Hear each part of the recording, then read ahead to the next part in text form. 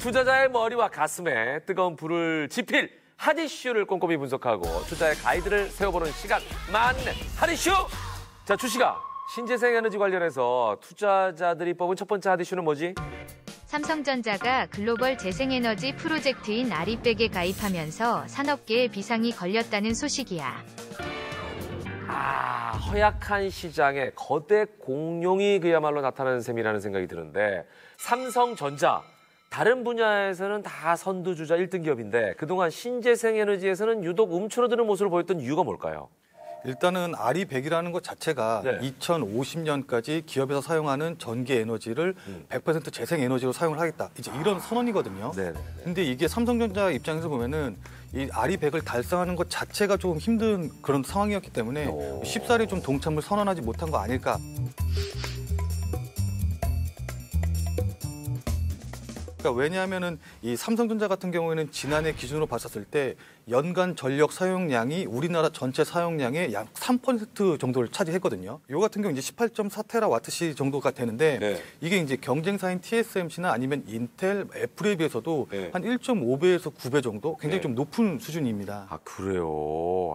근데 이제 반면에 생각을 해보면은 삼성전자가 확보한 그 동일한 기간에서의 그 신재생 에너지는 500기가와트시 정도밖에 안 됐거든요.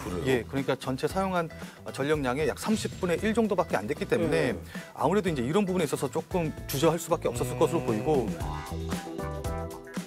반도체 공정이 좀 미세화가 되면 될수록 EUV라는 장비를 사용할 수밖에 없는데 이 EUV라는 장비 자체가 그러니까 원래 기존에 사용하던 장비보다 10배 정도 더 전력을 사용을 한다고 해요. 그렇기 때문에 이게 반도체 공정이 미세화되면 될수록 전력 사용이 늘어날 수밖에 없는 그런 구조를 갖고 있는데 TSMC 같은 경우는 대략 한 80대 정도를 이 장비를 확보를 했다라고 하거든요. 근데 이제 삼성전자 같은 경우는 그거에 못 미치다 보니까는 이재용 부회장이 직접 나서가지고 이 장비를 확보하기 위해서 굉장히 많이 노력을 하고 있다라고 하더라고요. 그러니까 뭐 이거는 장비 개수 늘어나는 건 뭐 그냥 눈에 불을 보듯이 뻔한 일이기 때문에 이런 부분에서도 이제 좀 고민이 됐었을 거고 그리고 무엇보다도 이제 이 재생에너지가 가격 자체가 우리나라가 다른 나라에 비해서 조금 비싼 경향이 있어요. 그러다 보니까 이것도 좀 현실적인 장벽으로 좀 다가오지 않았나. 자, 어찌됐건 삼성전자가 계속 미뤄오던 아리백에 가입하겠다고 두 손 두 발 다 든 이유가 있을 것 같아요. 첫 번째는 고객사들의 요구. 반도체를 요구하는 아마존이나 아니면 구글이나 우리는 재생에너지를 많이 쓰고 거기서 생산하는 반도체를 쓸 거예요.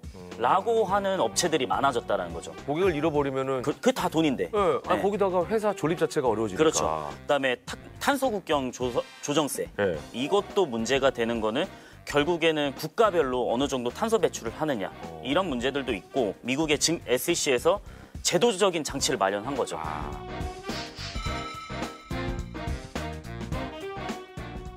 자, 신재생에너지 아까도 말씀드렸지만 이제 종류별로 많잖아요. 그 중에서도 수혜 가능성이 뚜렷하다, 크다 하는 선두주자 어떤 업체들이 있을까요? 일단 첫 번째로 태양광 같은 경우에는 현대에너지솔루션, 그다음에 하나솔루션, 그리고 이제 삼성물산. 역시 대기업들이네요. 요 정도를 좀 생각해 볼 수 있을 것 같은데 첫 번째로 현대에너지솔루션 같은 경우에는 현대중공업의 계열사로서 이 태양광 발전이 전체 매출의 한 90% 정도를 차지하거든요. 그리고 이제 삼성물산 같은 경우에는 최근에 이제 8천억 원 규모의 카타르 태양광 발전 프로젝트를 진행을 했거든요. 그리고 이제 두 번째로 이제 수소 관련주들 같은 경우에는 뭐 두산퓨어셀이라던가 그다음에 효선중공업, 그다음에 뭐 현대차 요 정도를 생각해 볼 수 있을 것 같은데 일단 두산퓨어셀 같은 경우에는 뭐 건물이라던가 주택의 이 연료 발전용 전지에 대한 이 원천 기술을 갖고 있거든요. 그래서 이제 그리고 효성중공업 같은 경우에는 세계 최대 규모의 액화 수소 공장을 이제 건설을 할 것이기 때문에 마찬가지로 수소 관련주로 분류가 되어 있습니다.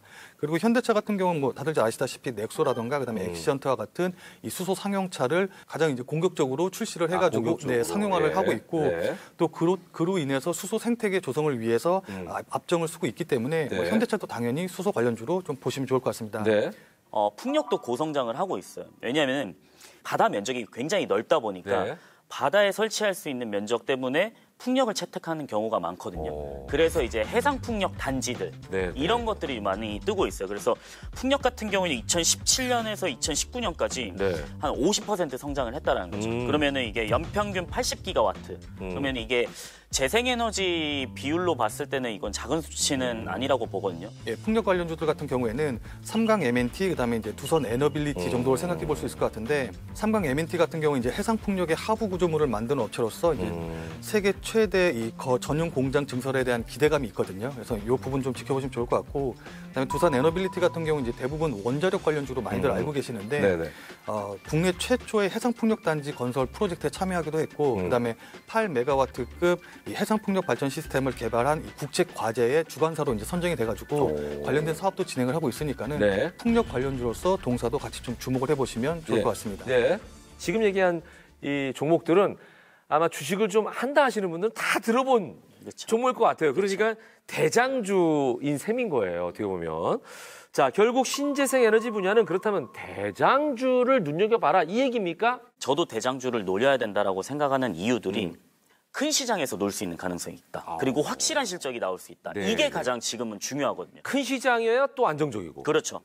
심지어 2차 전지 전기차에 가장 큰 영향을 미친 테슬라 같은 경우에는 1년 만에 2배 이상 올라간 경우들도 있고 네. 그래서 저는 대장주가 안 올라간다라는 고정관념이 좀 깨졌으면 좋겠다. 지금 그래서 저는 좀 더 태양광을 말씀을 드리고 싶은 게 네. 저는 태양광에 대해서는 좀 더 긍정적인 면을 바라보고 싶고 네. 그래서 태양광 패널에 대한 기초 원료를 생산하는 이제 OCI. 네. 조금 지금은 이제 중국 업체랑 좀 경쟁하는 네, 네. 구간들이 있어요. 근데 네. 이거는 말레이시아 공장 증설에 대한 부분들이 좀 많이 반영이 돼야 될 것 같고 네. 그다음에 또 한 업체 같은 경우는 네. 저의 레벨업주. 아, 레벨업 줍니까? 네. 예, 한 줄기 빛이 떨어질 타이밍이군요. 제가 아까 분명히 말씀드렸죠. 우리는 투자자들에게 한 줄기 빛이 아니라 광명을 찾아드려야 한다. 부담되십니까? 이 종목은 부담이 안 됩니다. 예. 네. 그래요? 네. 그만큼 환하게 빛날 종목인 거죠? 네, 맞습니다. 이 회사 같은 경우에는 태양광에서는 2023년에 최대 수혜다. 내년에 네, 최대 수혜다. 그냥 최대 수혜. 감히 그렇게 얘기할 수 있습니다. 네, 이거는 진짜 최대 수혜입니다. 네. 왜 그러냐면 태양광은 이제 시작이고 음.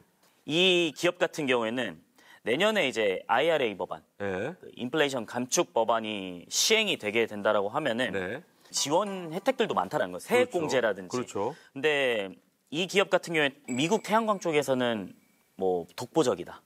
아, 우리 국내 기업인데 네네, 효율성이 너무 좋아요. 미국 모듈 같은 태양광 경우는. 시장에서 1위다. 네, 미국 회사인 퍼스트 솔라라는 회사가 있어요. 네. 근데 퍼스트 솔라가 최근에 주가가 굉장히 많이 올라왔거든요. 그래요? 그래서 퍼스트 솔라 같은 경우에는 저의 레벨업 종목이랑 경쟁사이기 때문에 그래서 주가는 따라가기 마련이다. 지금 조정을 받았는데도 불구하고 네. 2분기 실적, 3분기 실적이 더 커진다라는 거죠. 공장 증설을 100% 가까이 하고 있거든요. 예. 그래서 저는 분기 성장만 봤을 때도 거의 200%, 300% 이 레벨업 종목 같은 경우에 성장을 하고 있기 때문에 내년에는 이게 가장 중요하지 않을까. 더 중요한 거는 이 레벨업 종목이 수직 계열화를 하고 있어요. 그러니까 원료부터 시작해가지고, 그러니까 내가 이걸 만들려면 이 제품을 만들려면 기초 원료가 있어야 되는데 네네. 기초 원료까지 수직 계열화를 하면서 안정적인 공급처를 확보를 하는 거죠. 그래서 이 수직 계열화에 대한 수혜도 가져갈 수 있다. 이야, 펑펑펑 그냥 투자자들의 수익률 폭발 소리가 들리네요.